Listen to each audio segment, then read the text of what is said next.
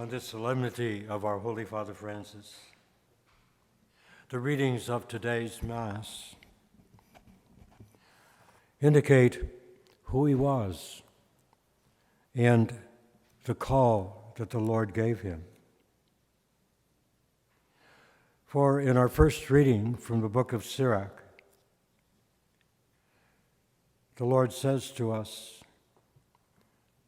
in Sirach, or Sirach says to us, Ben Sirach, "Behold him in whose time the house of God was renovated."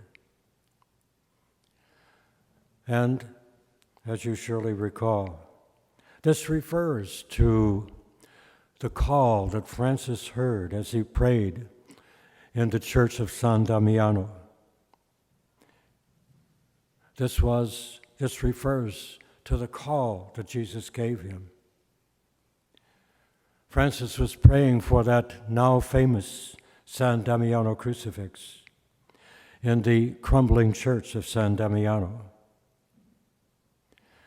And Jesus spoke to Francis and said, "Francis, don't you see my house is falling into ruin? Go and repair my church." And Francis immediately thought that he meant the church of San Damiano, which was crumbling. And as we mentioned, he began to beg the people to give him stones and help.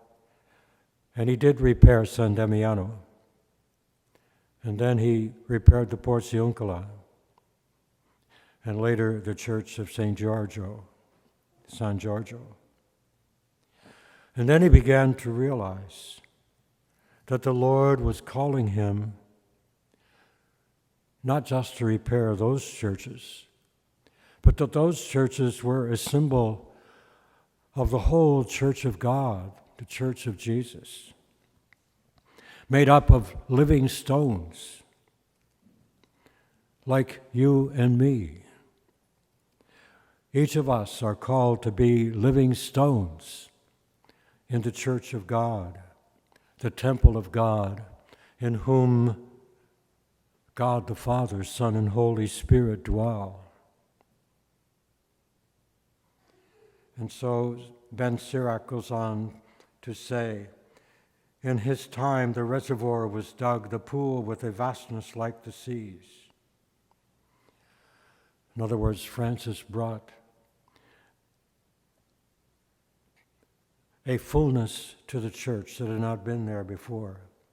But how, indeed, was he to rebuild the church of God, this church of living stones? The living stones were losing their lives. They were not filled anymore with the Holy Spirit. They had lost sight of their real identity, the identity conferred upon them by the sacrament of baptism and the other sacraments which they had received. They did not see themselves anymore as really children of God the Father, brothers and sisters of the Lord, temples of the Holy Spirit. How do they see themselves? More as children of the world, given over to the pursuits of things of the flesh. And though they didn't realize it, they were being dominated by the prince of this world, Satan. They did not believe anymore in who they really were. In other words, they were losing something that we today call our self-image. Your self-image is what you believe about yourself. But they didn't see that. Of course, they didn't have that kind of terminology in those days. The terminology that Francis used was humility. And humility not in a kind of old sense that many saw humility as looking upon oneself as the scum of this world, but rather humility in the sense of seeing who we really are. Because it seems to me that humility is really having a true, appropriate self-image.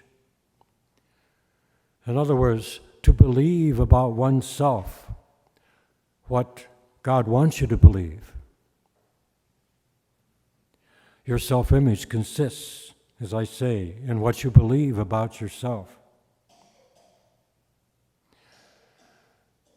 And that is why I call Francis the saint of those with a true self-image. Because why? Well, because Francis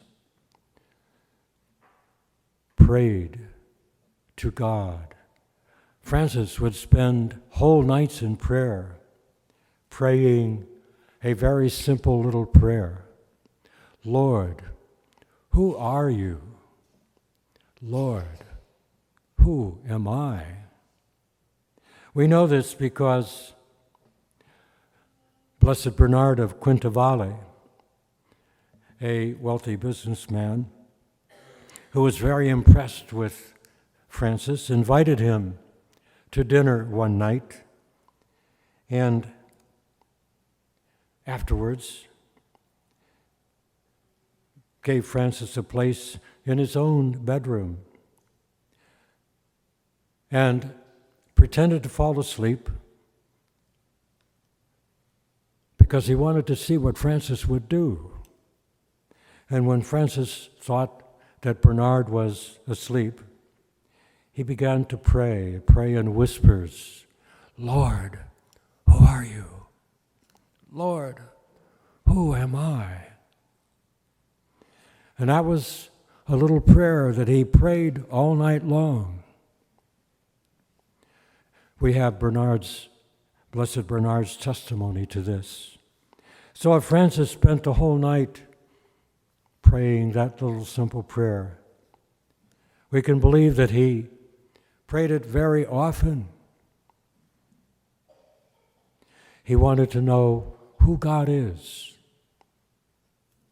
And you can never get to the bottom of that question.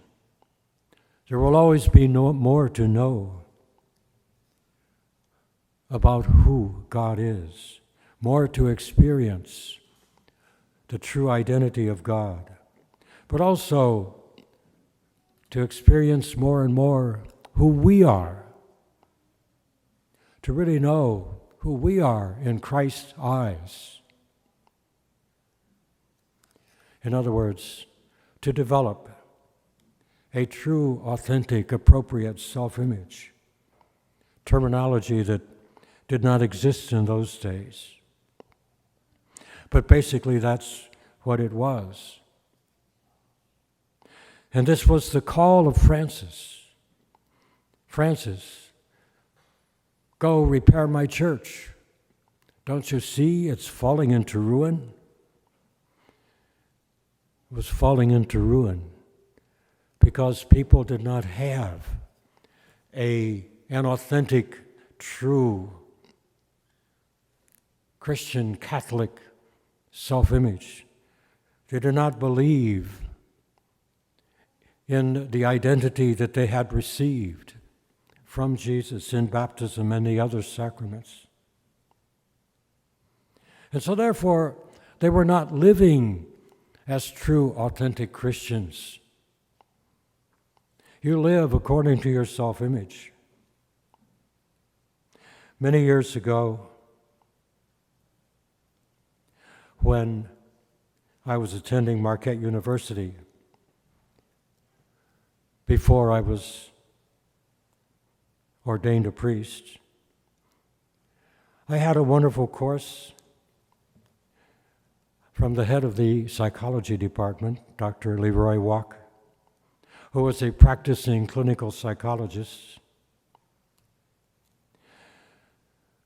And the name of the course was Personality Problems and Mental Health. And Dr. Walk was saying that he was able to take people who were mentally ill, even psychotic, and bring them back to normal if their mental illness was not caused by a physical cause. But he could bring them back to a normal life. How? By helping them to develop an authentic, appropriate self-image. And he said, I don't know why this works, but it works. Later, after I had completed my theological studies in Rome and was ordained a priest, I came back to America and was assigned to a parish in Rockford, Illinois, St. Anthony Parish.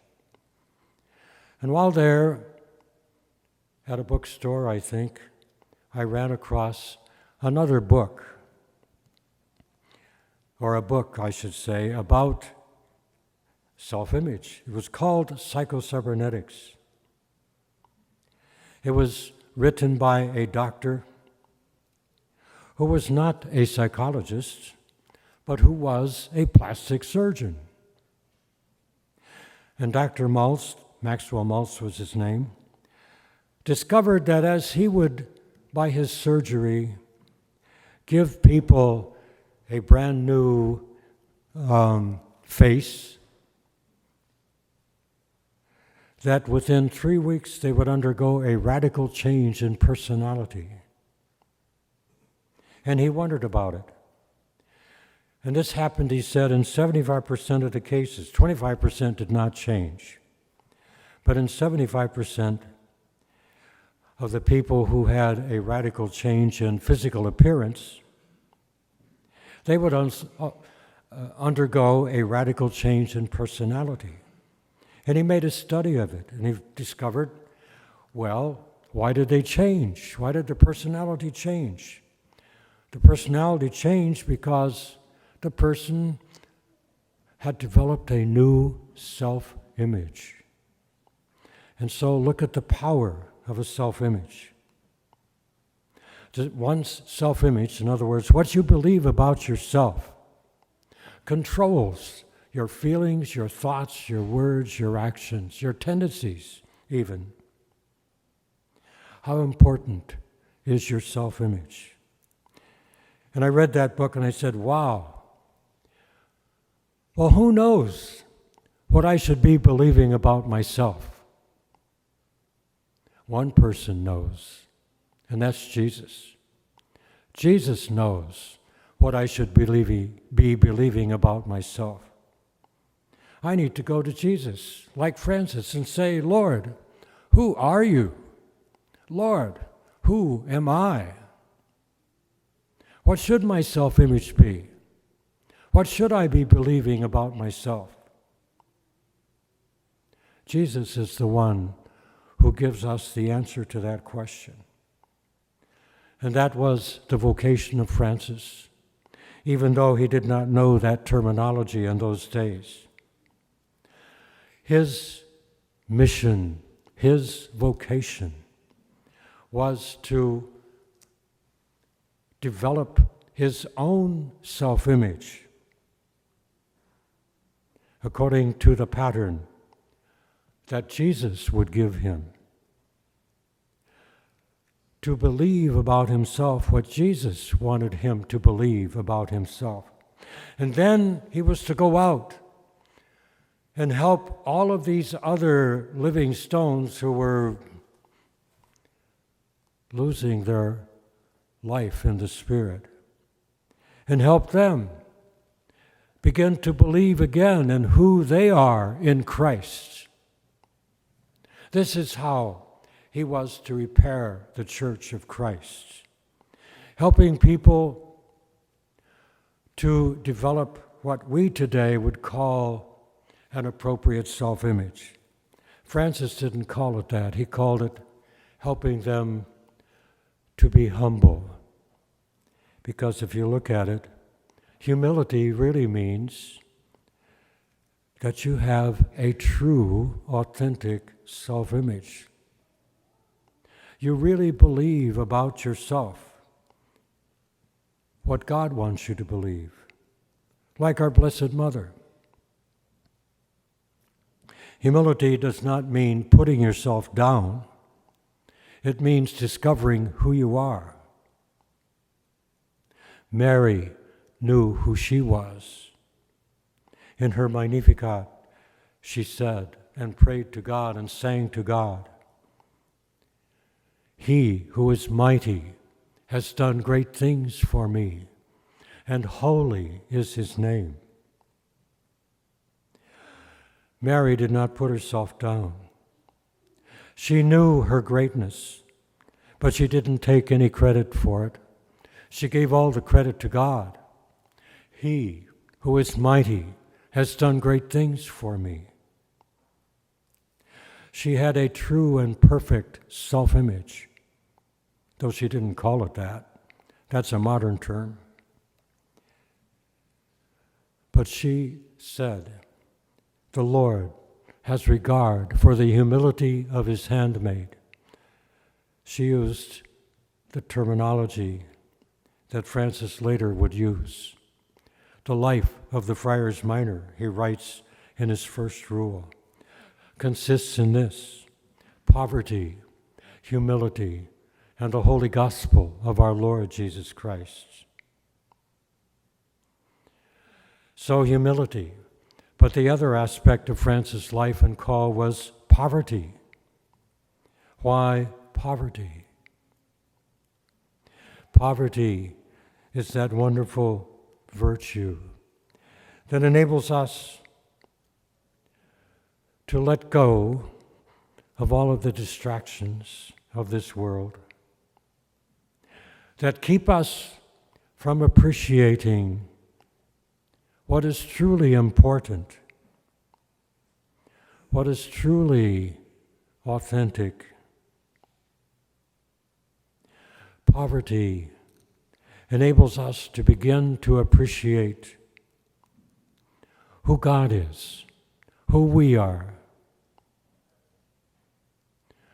what the whole world is all about and what it's not all about. Poverty is what enabled Francis to develop an authentic seraphic love. Seraphic, after the choir of the seraphim, the highest choir of the angels, the choir that has the greatest love for God. Francis was able to grow to seraphic love because of poverty. How so? Well, because in his poverty, he was able to appreciate reality as it really is, to appreciate how God, three divine persons of one God, to appreciate who God is, how the Father is the very personification of goodness. God the Father is goodness in person. And from all eternity, he forms a true image of himself and expresses that image in a single eternal word, who is his Son. The Son, who is the very personification of truth, the truth of the Father's own self-image. The Father sees himself as infinite goodness. The Son says, yes, this is who you are. And as the eternal Word, he's the perfect expression of who the Father is. And the Spirit is the very personification of their communion of love, because the Son loves the Father with an infinite love. Why? Because the Father is infinite goodness in person. And the Father loves the Son because the Son, who is He? He's the perfect reflection of Himself as infinite goodness. The perfect reflection expressed in a single eternal Word. And so the Father and the Son love each other with infinite love. And that love, what does it do? It produces a single, eternal, immaculate conception, as St. Maximilian Kolbe tells us. Who is the Holy Spirit? He is the eternal, uncreated, immaculate conception of the Father's and the Son's love for each other. He is their communion of love in person. And this is the truth that Francis began to appreciate in his poverty, because he had nothing of the world, of flesh, or of Satan to distract him. And so he appreciated the three divine persons for who they are, one God. And appreciating them, he began to love them with an incredible love, a seraphic love, the most perfect, the highest form of love. And so that, you can say, is also the mission of Francis and of the friars who followed him. The grace to help people appreciate once again who God is, who they are in Christ. What a marvelous vocation. And this is what we celebrate today. Francis, the little poor man of Assisi, as the little poor man, he developed seraphic love. As the little poor man, he developed a perfect self-image, the self-image that Jesus himself gave him. The little poor man who teaches the world how to appreciate who God is, who they are, so that, freed from the lies of Satan, of the world, of the flesh, they grow into true living stones once again, building up the church of God into a living temple filled with the Holy Spirit, a true mystical body of Christ, of which the Holy Spirit is the soul, as Pius XII taught us many years ago in his encyclical about the mystical body of Christ. And so today, Blessed Father Francis, you